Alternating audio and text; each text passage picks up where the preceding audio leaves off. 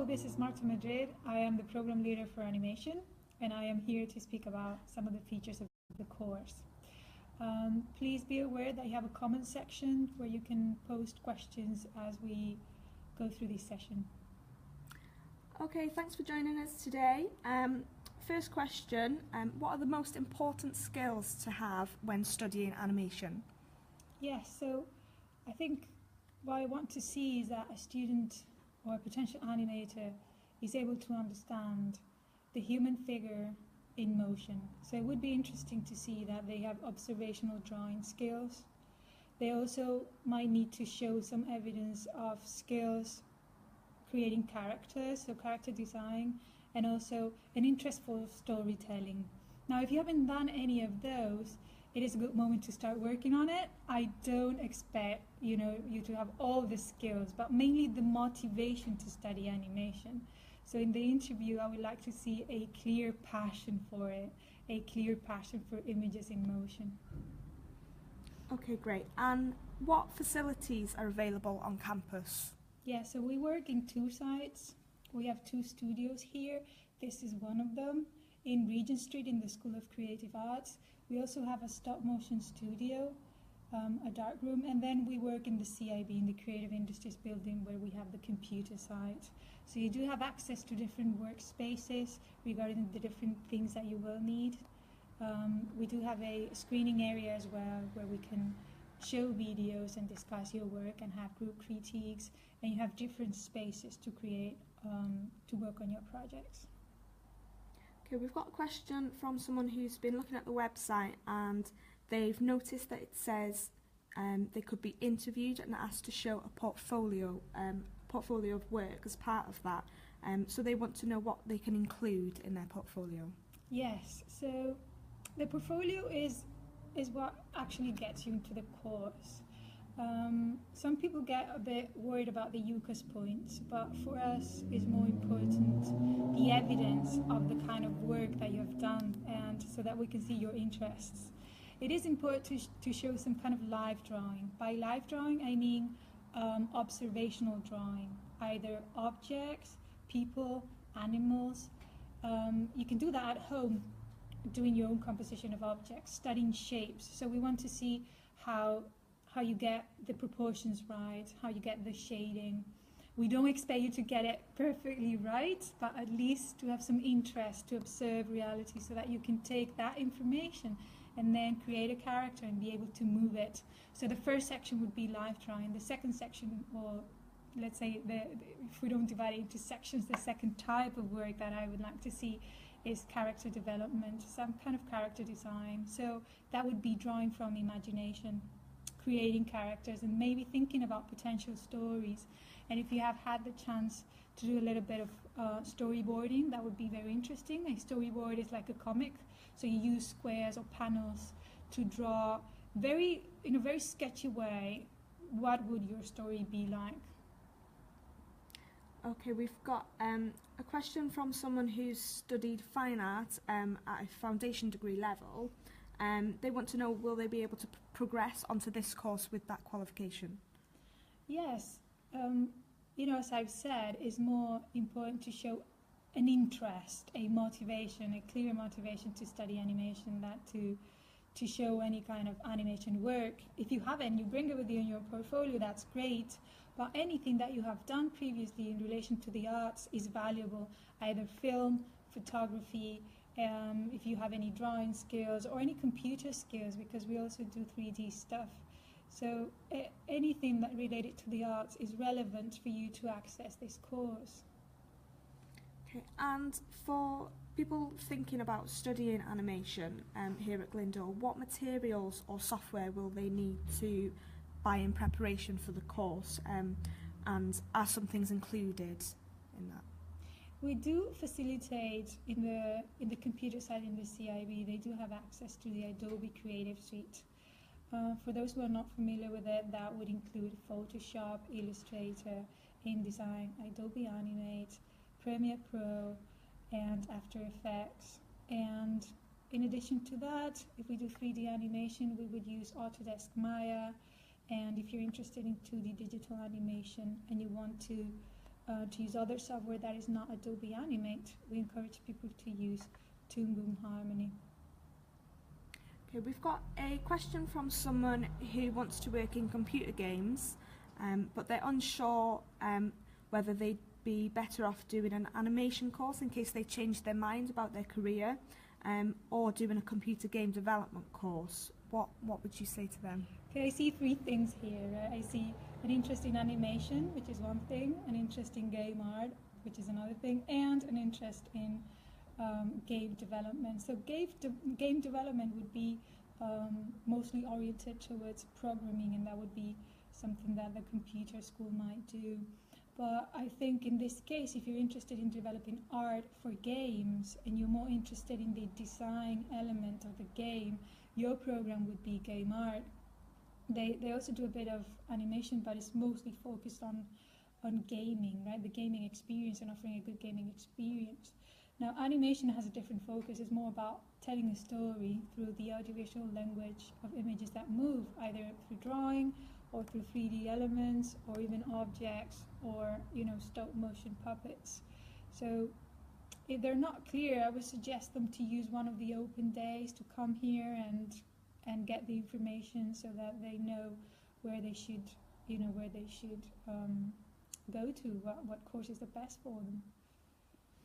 Okay, great. Another question.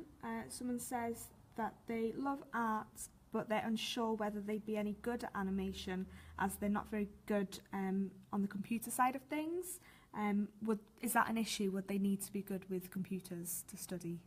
You don't need to be good with computers from the very beginning. We have students that have never really used digital, media. It's okay.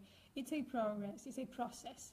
So we do need you to get to use the computer, but that's a process. So as long as you're interested again in moving images and moving drawings and characters and creating stories, we will guide you through that learning process. So don't be too worried about software skills. Actually, the first semester of the first year is quite light in terms of software. It's more about becoming familiar with different media and different techniques to draw and create images. And then in the second semester, you become more focused in software. So it's a progression. So don't worry too much about that, because it gets more intense and more focused on software as you move along. You don't have to know that from the very beginning. Okay, and is the animation course all practical based, or is there any theory involved as well? Well, that's a tricky question. I don't see theory and practice so separate, but I know when we talk about theory, we have this image that we're going to read a lot and write. We do a little bit of that. That would be maybe 20% of the course. It's mainly practical. It's mainly about learning by doing, and learning by designing projects and developing projects. The theory, the way I approach it, is more an opportunity to discuss issues that are related to our practice as animators or game artists, because we do work together in these sessions. And that's a good opportunity that you will get in the School of Creative Arts. You will get to collaborate with other people, with other students that are studying other courses. So theory, it's going to be very related to practice. It's going to be discussion based, but yes, you will have to read and write at some point. Okay, thanks. Next question. How will this course prepare me for the world of work after graduation? Right, so we have designed a path where you can decide between doing motion graphics, which would be closer to graphic design. You would be designing more iconic images in motion, and that would be more directed towards advertising potentially, or doing informative short films for clients, for companies. Then a second path would be 2D digital animation, so that would be the contents there really depend on the interest of the animators. Then you have the path of 3D character animation and also stop motion, so that would be the four possibilities that we would offer.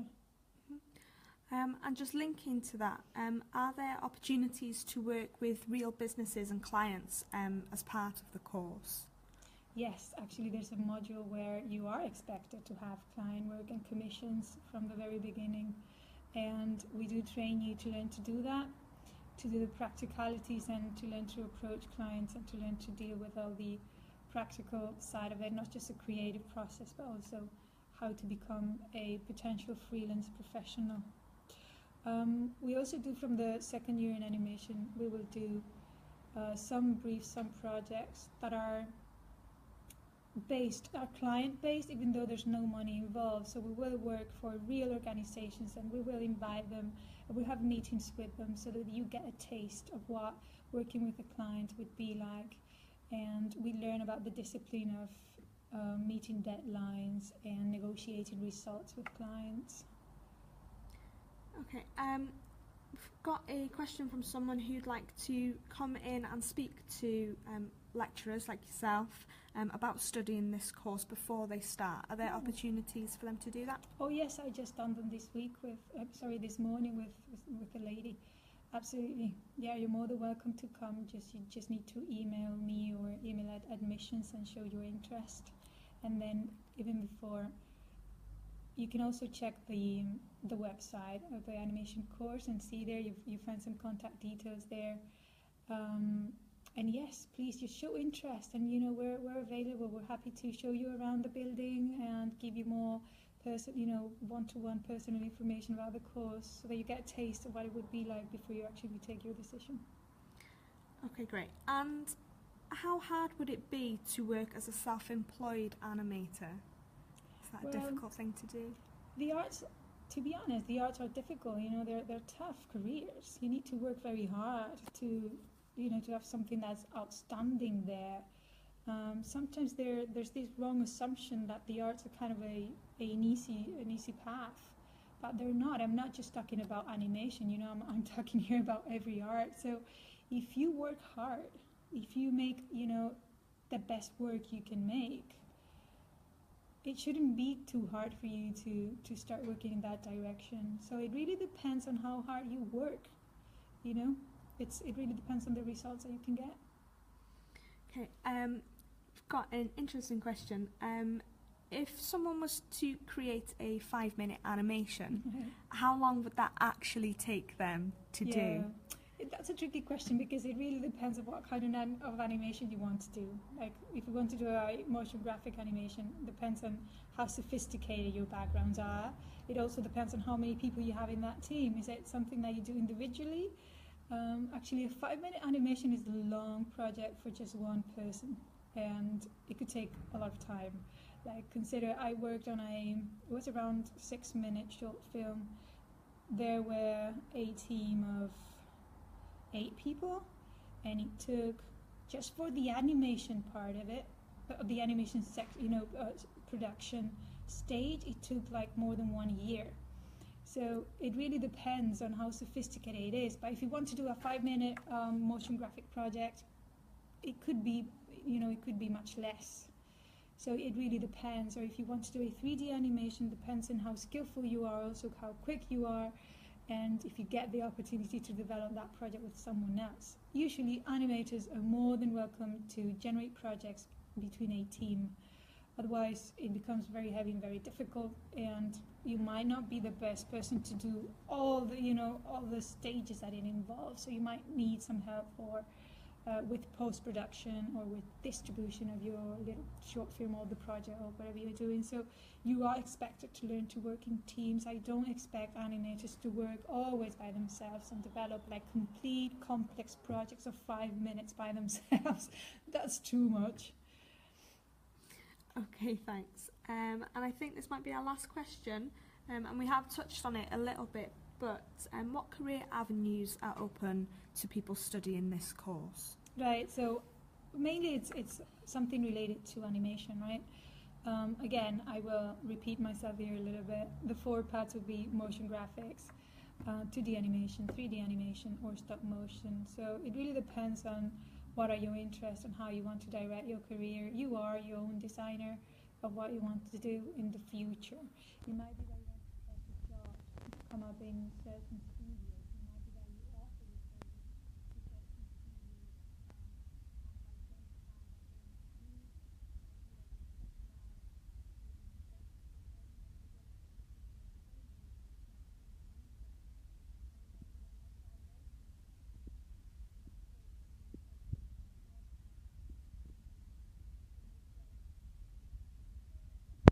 opportunity, or some students just prefer to work by themselves.